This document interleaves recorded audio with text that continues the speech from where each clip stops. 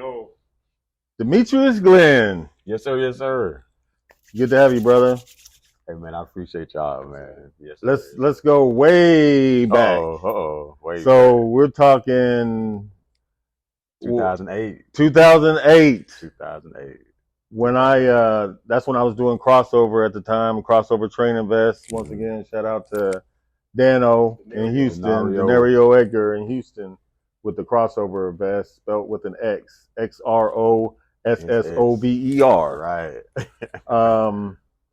So that's when I was at Sportsplex. And how did Dano hooked us up, right? Right. And go ahead.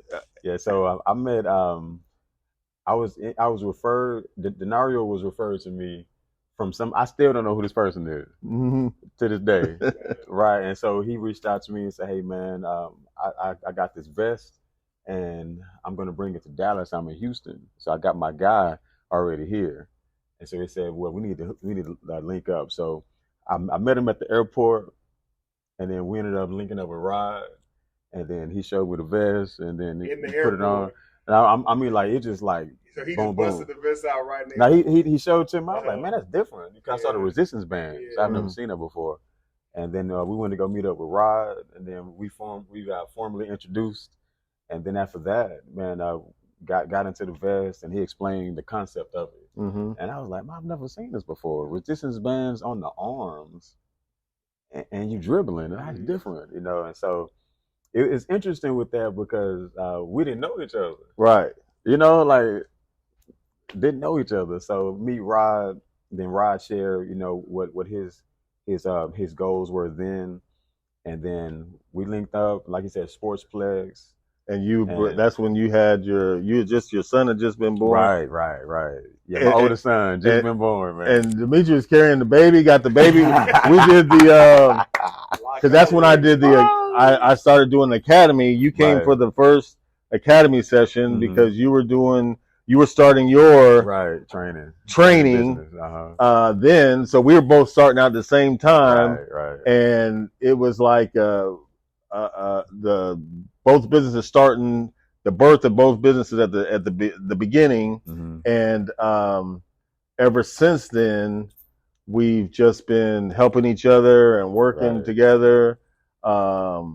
And then once me and Keith formed Kingdom Performance, you've always been there. Whatever camps we're doing, but the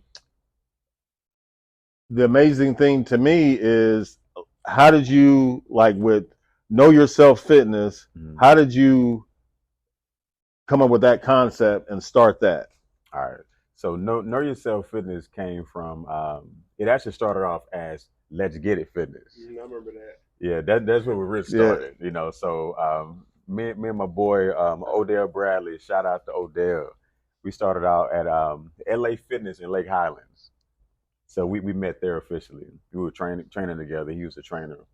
And so I had just moved to Dallas. I had already met up with Rod at the same time, started working at LA Fitness. And then Odell came to me and said, man, I got a client that's a vice president at Bank of America. He wants us to host boot camps at Addison Circle. And I said, how much you paying? Right? I just had a baby, you know. Right, exactly. And I said, so how are we going to do it? He's like, hey, man, we can do this on the outside of what we already do. I said, that's a bet. And so we went out there, man, twice a week. We're getting paid $1,200 each session. I said, boy, so how often can we do this? You know, how often can we do this? And so we started out there. We did that for about three months. Okay. And so that's when I started learning how to be able to conduct business with corporations and businesses. You know, and so I'm starting off in the gyms, but in the gyms, it's all about them. Yeah. Right. You're getting paid $15-$20 an hour, maybe, you know.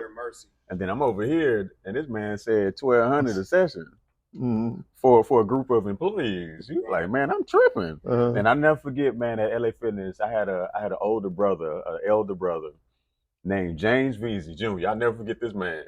This man said, look, I want to pay you $600 a month to train me, but I don't want to do it here. So I want to go to Lake Highlands High School track, and I want to set up every day for you, 5 o'clock in the morning. If I don't show up, it don't matter because you're gonna get paid. So you ready?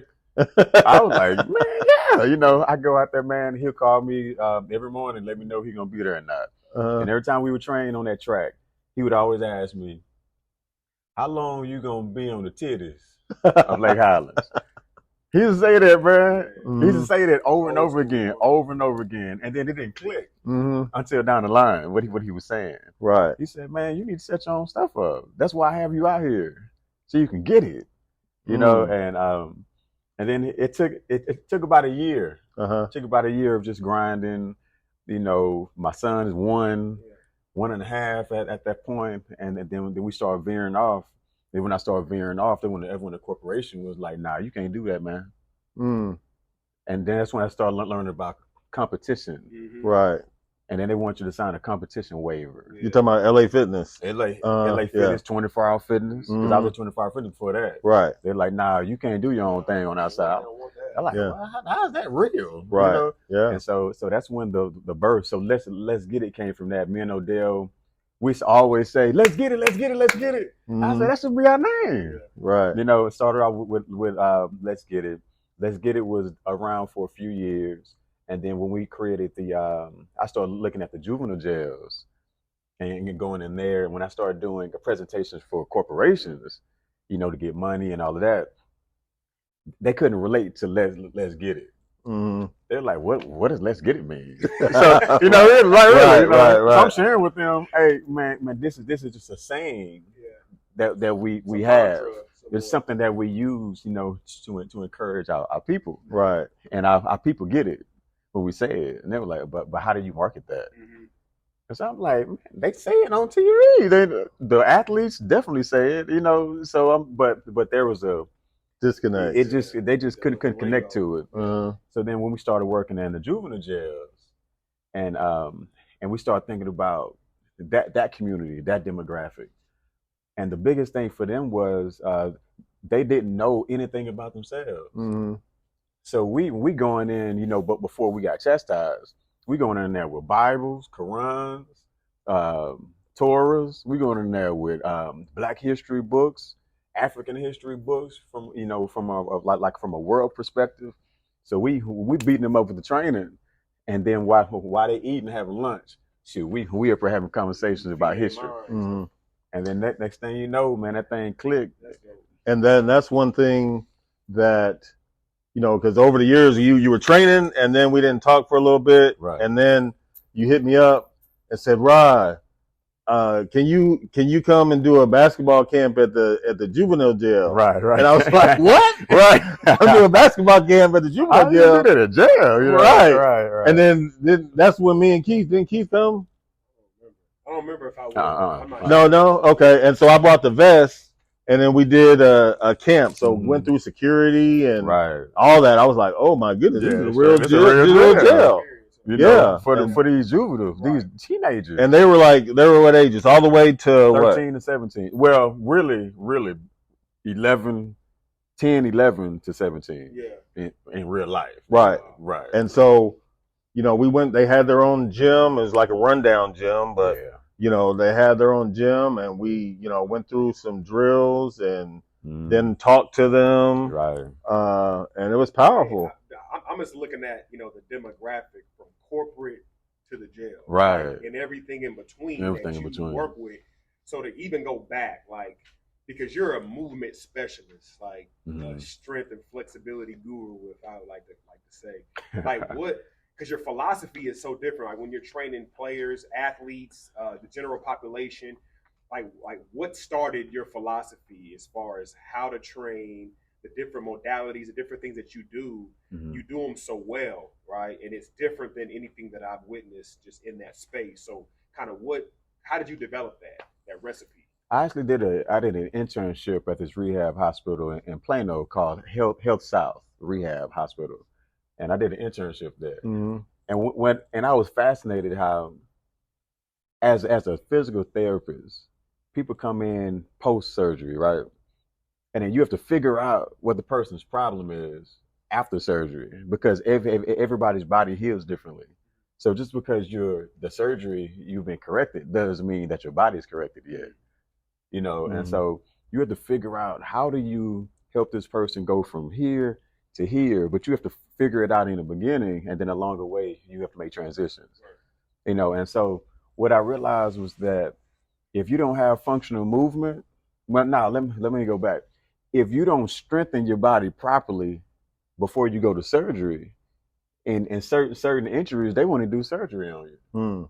That's because true. your body not right. And then down the line it started to click. Like, wait a minute.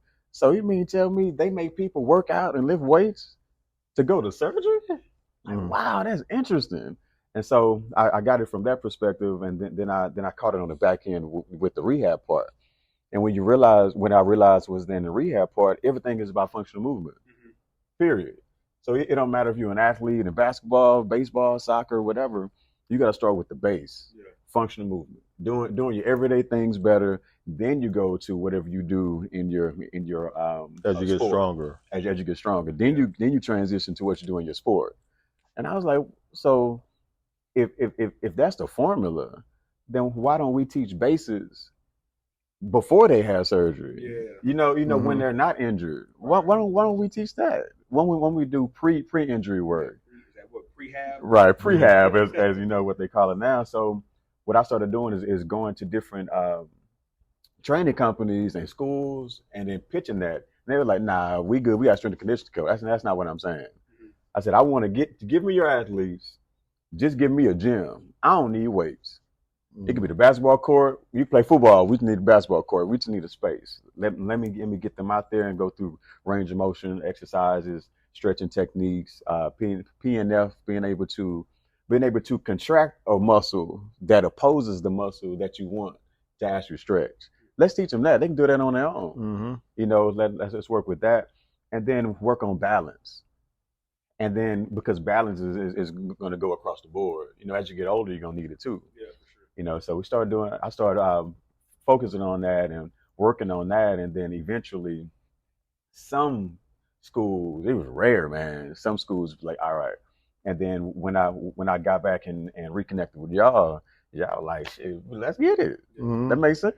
Right. You know, once you're able to see it, you like, that makes sense. And then when you see the athletes respond to it, they were like, man, I didn't know my balance was that jacked up. I thought it was good. I didn't know that I didn't have power on my right leg versus my left. I didn't know that I couldn't touch my toes.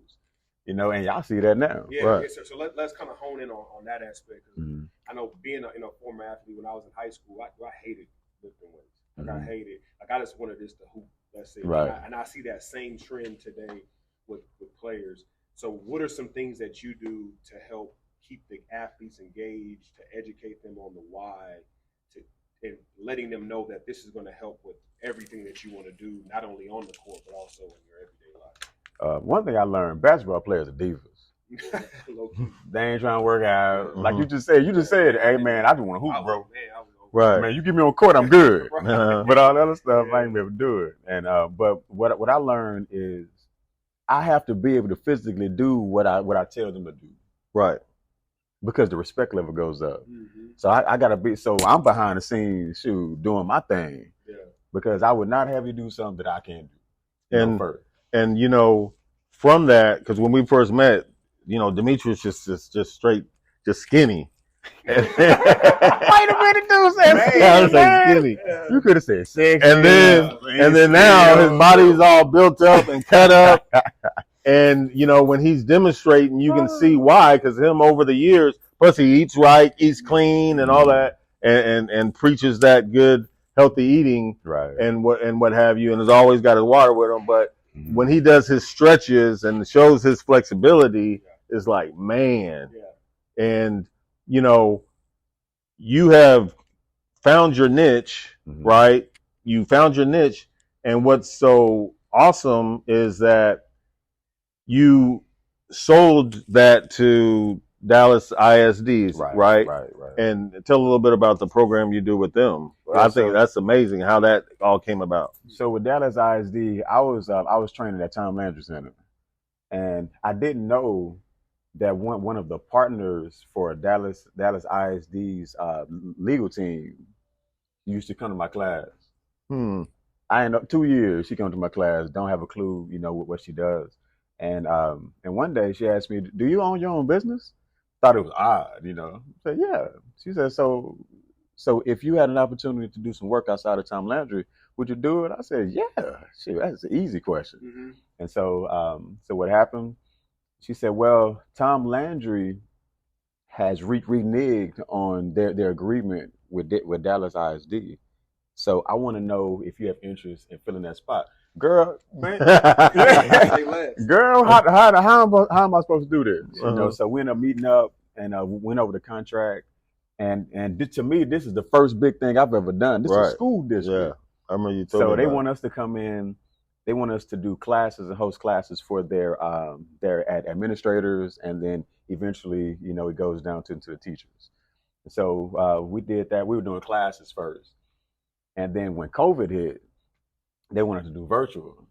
That was perfect for us. Mm-hmm. You don't got to be there, so you can do as many times as you want. And what benefited us, the money went up. Mm-hmm. So what I offered, what I asked for, changed. Mm. So now I'm working less, doing less, and then I'm providing them what they want. And then we started doing video shoots. Mm-hmm. So now we're in the studio doing the stuff, recording, and then we can get everything done in one day for the whole month. And like you told me, Dallas ISD, they have their own like high-tech studio. So that they record stuff in, and so they had you in there doing that, and then they cameraman up in there telling you what to do type stuff. Right. I mean, it was cool because they have their own TV network, Dallas ISD, and all that stuff, video company and all of that. So that's awesome. It was cool. So to be able to do that and to have their own YouTube page, and then the classes go out or the footage goes out. Do you see people? But like, man, you the yoga dude. I said, I don't do yoga, but hey, I'll take it. Yeah, I do that. So it was cool. That was the first big, what I call the big break. You know, besides Tom Landry, big name too, but it was just different. You know, but the biggest break for me though was to be able to get with the boys in a juvenile jail. You know, to elevate from being a pretty much a low key. Rec coordinator at the jail to like getting with the boys who are on 24-hour lockdown, you know, getting with them and being able to teach history along with fitness, and then going from there, going to the lockdown jail, then going to the dorms, and then being able to call y'all, like say, hey, bro, you know, which I talked to Keith about that this week, right? Yeah, you know, but like by coming out for the holidays, because it's different now. Because we were in different places, and we can offer so much more. Yeah, you know, because when y'all, I already envision it when y'all go in, and you bring kingdom, like you bringing the wisdom to them. They seeing the stature, they feeling the energy, you know, the vibration. You know, just another, you know, just a side note, man, we all came here links, camouflage. We ain't see each other, man. We ain't seen each other. I haven't seen y'all, man. Right. Like we weren't talking last week. You know, we didn't get together and be like, say, man, what you wearing? You know, like, so we on the same, we on similar vibrations and frequencies, and we operating and moving forward. And that's one of the greatest things I've always loved about y'all, man. The brotherhood. Like, it's a brotherhood, man. I remember when we first started, me and Rod used to fight like a bug, man. We arguing. Rod would be like, why you coming here thinking, man, nobody can tell you what to do? But years down the line, I realized, because I ended up seeing the first episode, and we were talking about humbling yourself to come in. And I was learning, coming from corporate America, my mindset was, they can't tell me what to do no more. So when I came in to partner with Rod and then eventually with y'all, I had to learn the balance of, man, you got to be humble because you serving them. You know, like you're an expert. But you still got to humble somebody else's house. You humble yourself in their house. And then over the course of time, I started to balance out more. The Rod used to be like, hey, but D, let's get this. I'm like, man, I got this.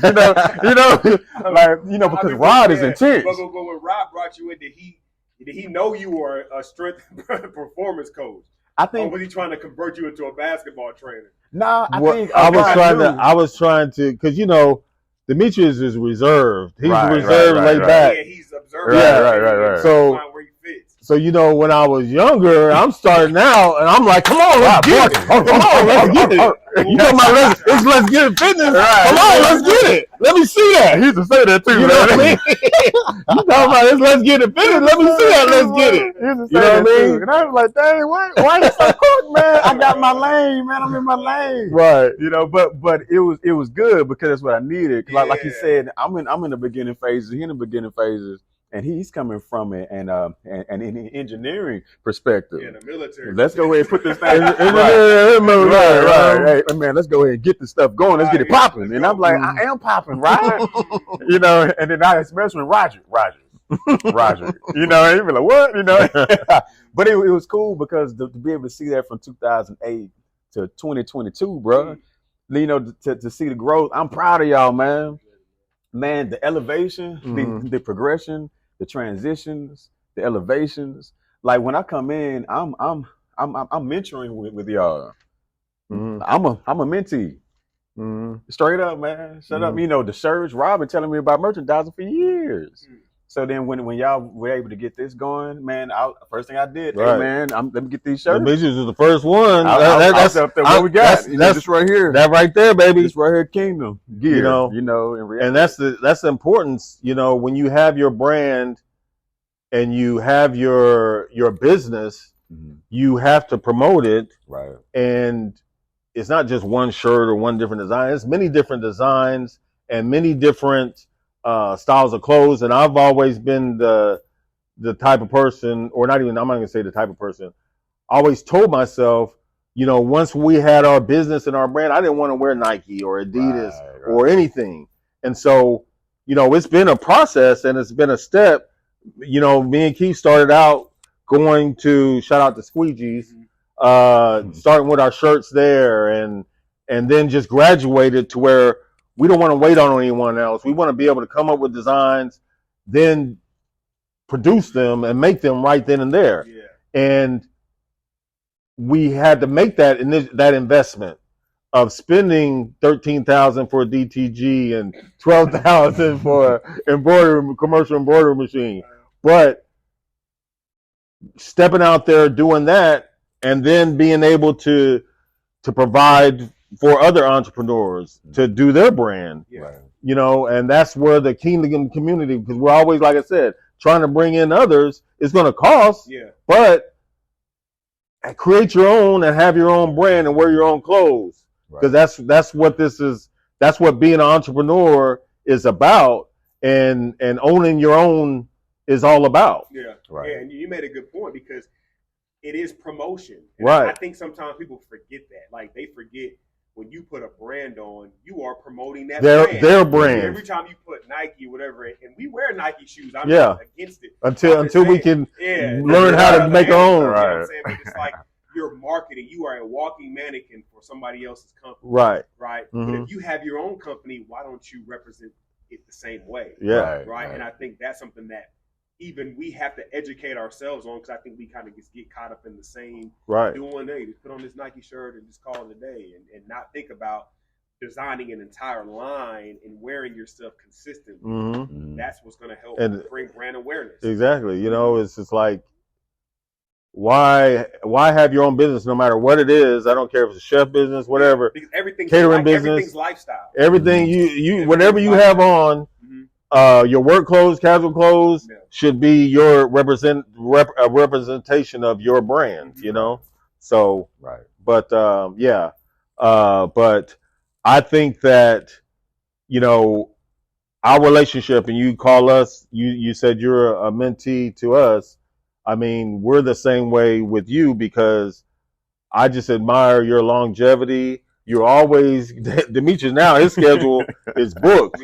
I mean, he's making videos for the penitentiary, for jails, and all that. I mean, you know, we've grown, but you've grown as well, you know? Appreciate that. And you brought others along with you as well.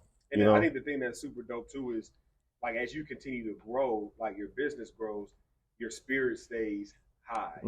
Because sometimes with growth, like more money, more problems. You know what I mean? You talk about, you know, the funds and different things like that. And that becomes stressful, right? And sometimes you lose the organicness of your business because of just everything and the demand of it, right? But you've always, you know, shown up early. Like this brother's early. Yeah, always on. You greet everybody. Right. You know, you have good energy, a good spirit about you, smiling, in shape. Like you really present yourself well, man. And so talk about that part. Talk about the importance of that, because I think that's something that people don't really discuss a lot in business. You are the brand, and you have to be consistent in how you show up if you want people to buy into what you're selling. It all goes back to us transitioning to know yourself. You know, I was introduced to this North African principle, spiritual principle, and by this, it actually comes from what's called Mayat. You know, MA''AT, and the first principle of Mayat is know yourself, love yourself, and respect yourself. Then know, love, and respect others. So that's the first principle. And so when I caught that, I was like, man, that's the issue we having in jail, but that's the issue we having as a people. Like if you don't know who you are, then you're gonna go ahead and be somebody else. And that's what we've been doing for hundreds of years, being other people, you know. And so I said, well, know yourself has to stick. And so by knowing self, by doing self rediscovery, self search, and then research, you know, and then keeping it moving, you know, that's what actually helped me transition to having the name Know Yourself and then being able to be it, you know, because I have to continuously go within over and over again. There's no me without God. There's no God without me. You know, I'm one. I got to be one with that at all times. And from that, you know, like being in brotherhood circles, like with y'all, being able to, you know, like Rob mentioned, shoot, I was coming to sessions with my newborn, putting work in. You know, I met Sarah through Rod. I ended up meeting Nolan. You know, and some of his other sons, and being able to train with Nolan, because they're right there. It's trust, you know, and being able to operate here and all of that, and I think it's just an extension of knowing self and then being able to radiate and to vibrate with others, you know, other brothers and sisters who we actually are similar to, and then you want to reach out, and that's exactly what we're doing, you know, continuing to reach out and going back to the jail.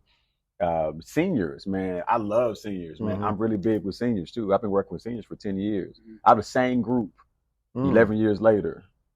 I do virtual with them now. I go to DeSoto now because I'm going back for our seniors. Because they're the ones, if you look at the stats, man, they're not looked after. Man, they get put out, and then they don't have the money to go to a place.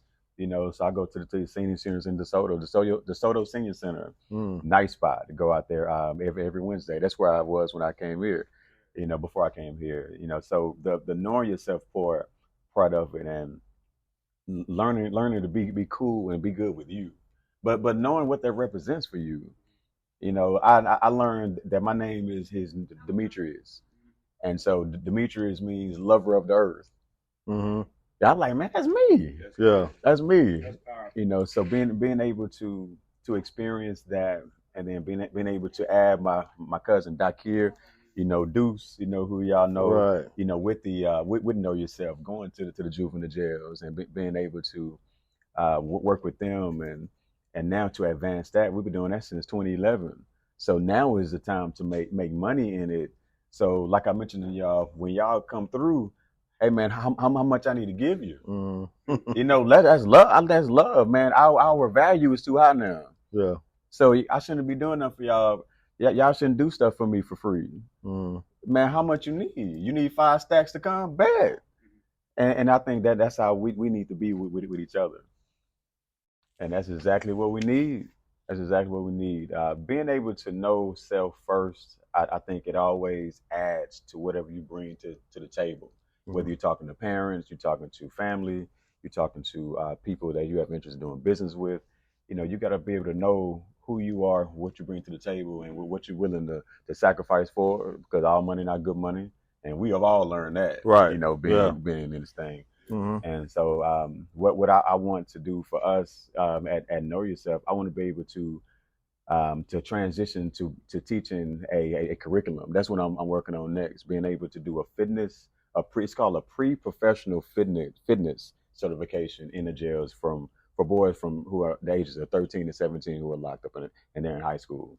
And so they'll be able to graduate from that, so quote unquote, take the exam. They pass the exam, give them a certification.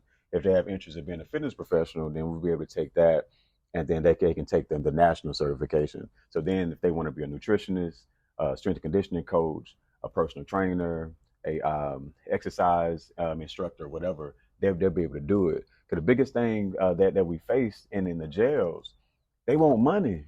Mm-hmm. And for 11 years, I haven't been able to offer nothing. So how you gonna tell these people to stop hustling? Mm-hmm. And you don't have nothing for them. You don't got no money for them. You got no job for them. You can't change their environment.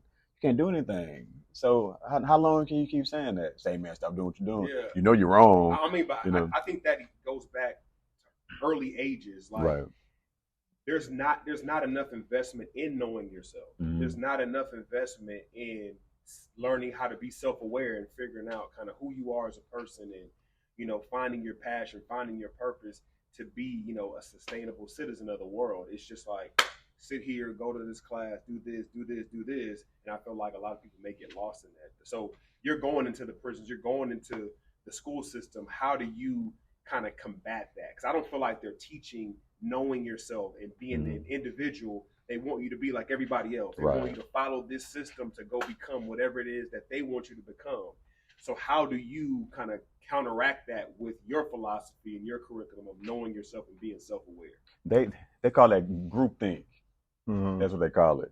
And so my goal, what I normally do when I first meet a group, I ask everybody, what does your name mean? I always start with the name. Mm. And then once they tell me, while other people are talking, I'm going behind the scenes checking. I'm researching. What does that person's name mean? And so when it looks back to them, I tell them, hey man, this is what your name means. Do you think that you're lining up? And we start there. Yeah, we start there. The most important things you own is your name. Right. But and I give them examples. My boys, shout out to my boys, Amir and Hassan. I had their names 2 years before they were born. It was already set for me.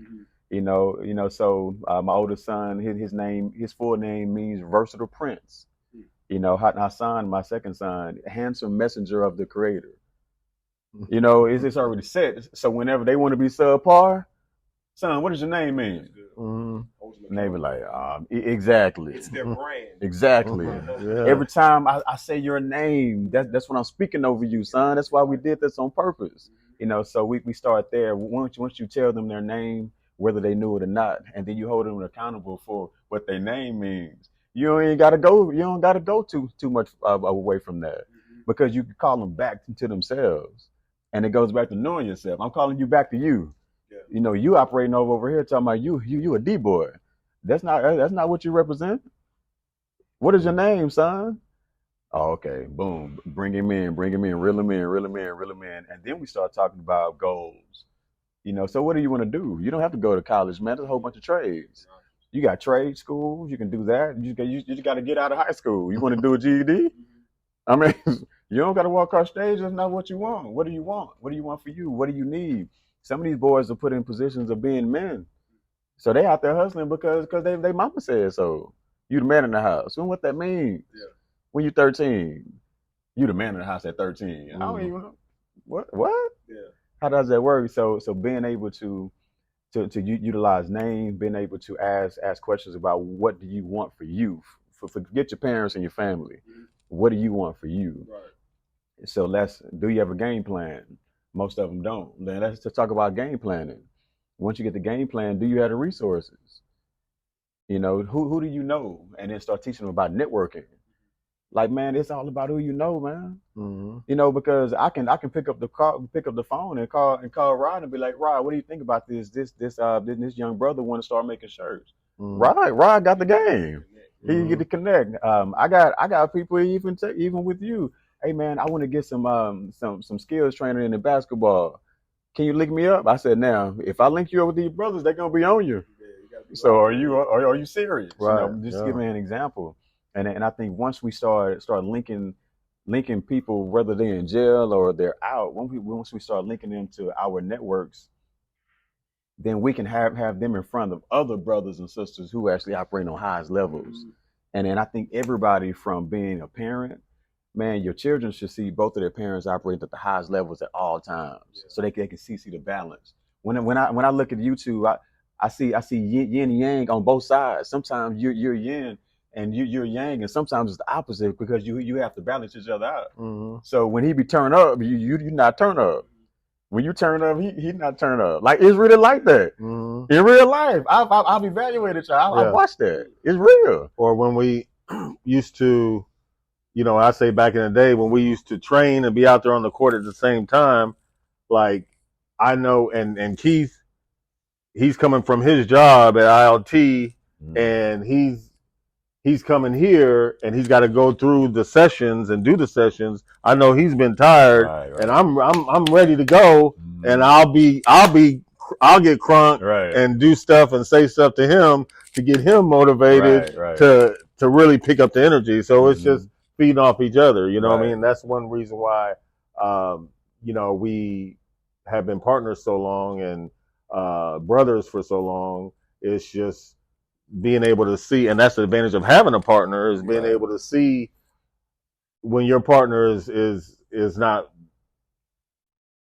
I'm not going to say he's not down, but his energy level needs to be increased. He can be at a higher level. And holding each other accountable, pretty much. You know what I mean? And that's why, like, knowing your role, everybody's got a role to play. And knowing that role, knowing yourself, knowing your responsibilities and what you're called to bring and produce on a day-to-day basis is very important, right? That we have to teach our teams and teach our athletes and youth on how to function, because we're better together.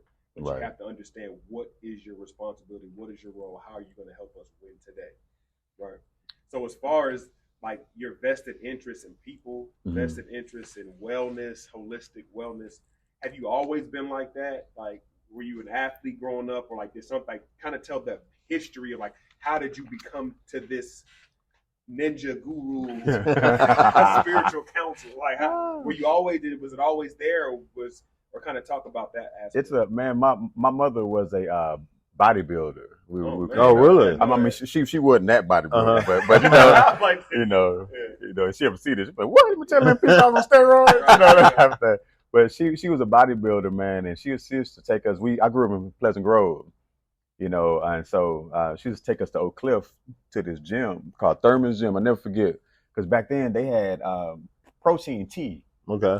Who had protein? I never, So she took us there, and we started off with karate, but watching her do the bodybuilding thing, it was like easy for us to transition into weightlifting and just working out. And then, like, I didn't have pork. Like, she didn't raise us eating pork chops and stuff like that. We ate beef and chicken, but other than that, like, we didn't. It was certain things that she was like, "Nah, you're not having that." And she went. She grew up on it, but for whatever reason, she made a transition. So did you have was your father in the household, or? No, my parents got divorced when I was 8. So my mother moved us to Dallas when I was 10, and so but me and my daddy always been tight to this day. So we used to go out there every holiday. Every holiday we're in Houston or we're in Galveston, or wherever he's living, that's where we are. And so I always had that balance, but it was just different having a father in a different place. Like, you got travel, not in the same city, And so from watching her operate and then getting older, play football and basketball. When I got to high school, I wanted to continue football, but everybody was getting bigger. Yeah. And I'm like, dang, man, I ain't getting bigger. I said, basketball it is. Then I got the basketball, was like, it's the same thing. Like, everybody getting taller, And so what I started doing was I said, I don't have the passion for the sport, but I have the passion for the prep work. I love the behind the scenes. I would like to get in dirty with them. And so I started working out with the football team. So this is at age of? So this is 15. Okay. So I'm working out with the football team, varsity. Not on the team. I'm not even on the team. I just go in and work out with the team. Okay. Started doing that, and then I started seeing physical gains So by the time I'm 16, 17, I think I'm sexy. Bro, I'm in that thing wearing cut off vests to school, get sent home and stuff. So I'm wearing a t-shirt. That type of stuff, bro. So I started doing that, and then that's just when I started being interested in the training. Me and Deuce, Doc here, we started drinking soda at 13. We actually saw what happened to one of our cousins. I think they call it a soda rash or something. And we were like, man, we ain't drinking that no more, and we ain't drinking soda no more. Like to this day, we don't drink soda. I used to drink 2 liters before the game. So bad, orange soda. And then over the course of time, we ended up going to my mother got us a mentor when I was 14, freshman in high school. Seth L. Bailey, never forget, still talk to this man. Sent me a text this morning. And when I started getting with him, he started taking us, he created a basketball team for us to be in the mentoring program. Because he was intelligent enough to know that if I keep the basketball in, they're going to stay. And that's exactly what I brought out all my cousins, man. Form a basketball team. So we just go to different churches and play in church leagues and go to different leagues that they had around the city. And that's how we were in. So that's how I got glued in to the mentoring program. And then my other cousins, from death, drugs, jail, or just didn't have any interest, they just left the program. I was the only one who graduated from the mentoring program. Oh man! So I'm in this thing. First time I ever met who I considered a spiritual brother, like a black man. Bro, you don't have to have sex if you don't want to. Who told you that? You don't have to be a crip. Who told you that? So what do you know about this? And so I started learning. So that spiritual side came, and I found myself on the school bus getting teased for reading the Bible. I never get that. I'm reading the Bible on the bus. Didn't read the Bible. Everybody laughed. I still remember that. And then man, my mother rough, man. And so I couldn't make beads. If I made a bead, I put on punishment. Man, my older brother and youngest brother different, but me it was like that. So I started getting the discipline, and then the spiritual mentoring, and then my mother had already put it in place, the workout, the physicality of it, food, because my mother had to cook all the time. So I had to prepare food. If she wanted chicken, I had to get out of school and then take the chicken out the freezer, put it in the sink, let it thaw out, and then skin it. Skin it and cut off the fat, that type of thing. That's when I started learning about fat and muscle. Okay. You know what I'm saying? Yeah. And then over the course of time, it just started to mesh. And then I went to corporate America because I was thinking about money. I was chasing money. And then after that, I went from there to I was living in Houston, and I was working at 24-hour fitness. And his trainer would be like, man, are you a trainer? Like, nah, I'm just getting into work. And he was like, man, you ought to be a trainer. I said, man, is there money in that? Oh, well, because you was in there working out. I was just working out on my own at 24-hour fitness, man. And that's how I got linked up with 24-hour fitness. He said, man, we're going to do a training workshop in Dallas. I think you ought to go. So I said, you know what? I'm from Dallas. I don't have no overhead. So I went to my mama's house, stayed there for a week, did it, didn't have no degree, no background, went in there, man, did everything. And then next thing you know, a GM from 24-hour fitness in Houston was like, hey man, I wanna know if you can, if you want to work for me with no experience. Like he went off my demos. I feel comfortable there because that's what we do. But I didn't have the so-called education in the background. And next thing you know, started working at 24-hour fitness in Houston, and then got married. Told my wife, I said, man, I think I can make this pop in Dallas because Houston is oversaturated. And she was like, all right. So pregnant, moved to Dallas, and then LA Fitness, and then it just started popping.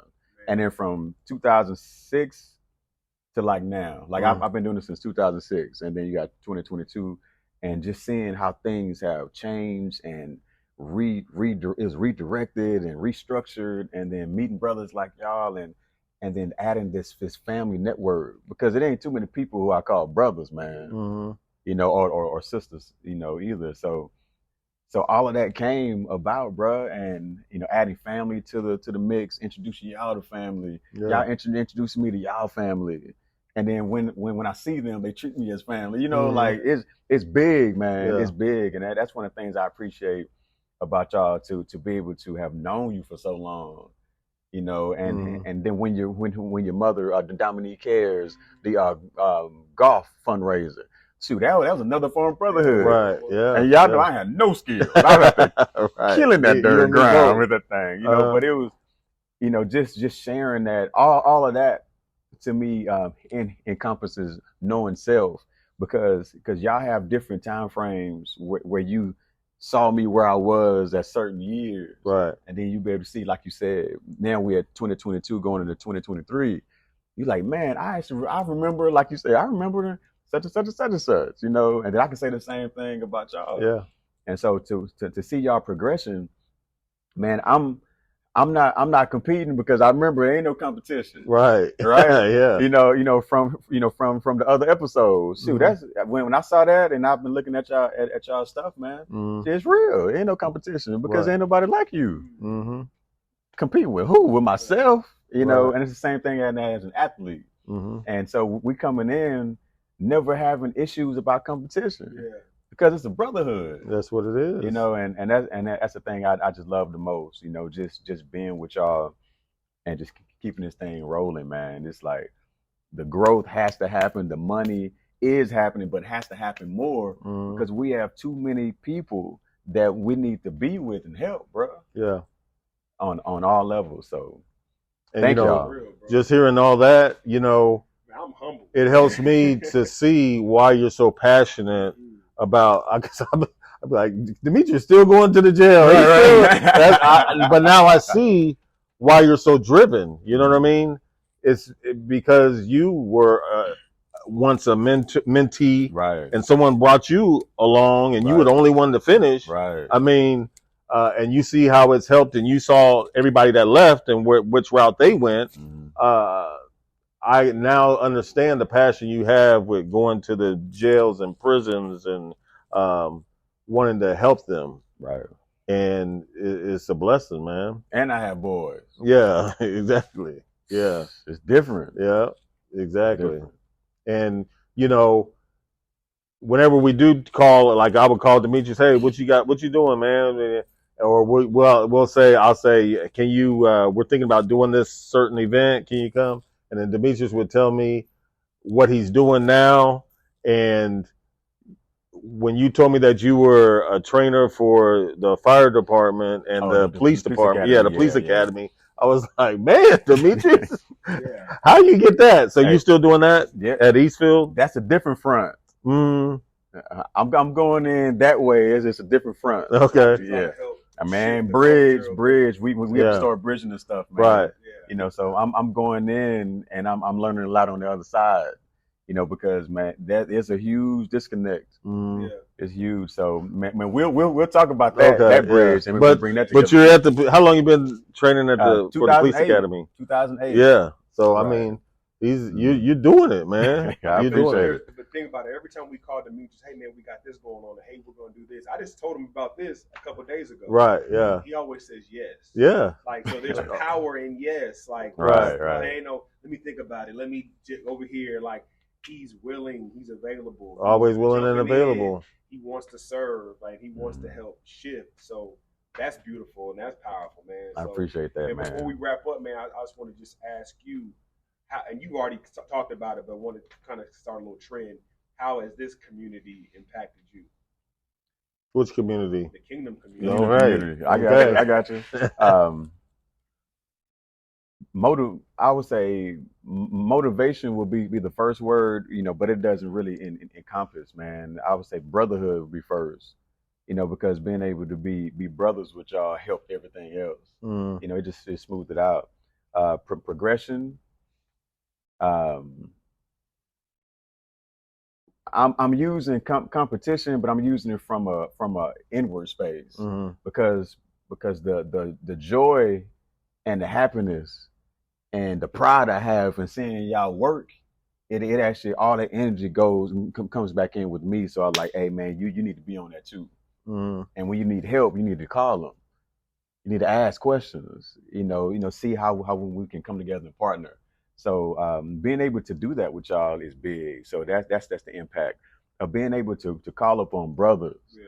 And then, like you said, yes, Simple. Yeah. It's simple, man. You know, like it's been many times y'all call. I said, "Hey, bro, you don't got to finish that." Right. For real. I said, "Bro, you don't got to finish You don't got to say nothing else." I said, "Yes, bro. Just tell me when." You know, and make it work. Right. You know, because we don't have a lot of people or organizations that we can really depend on like that.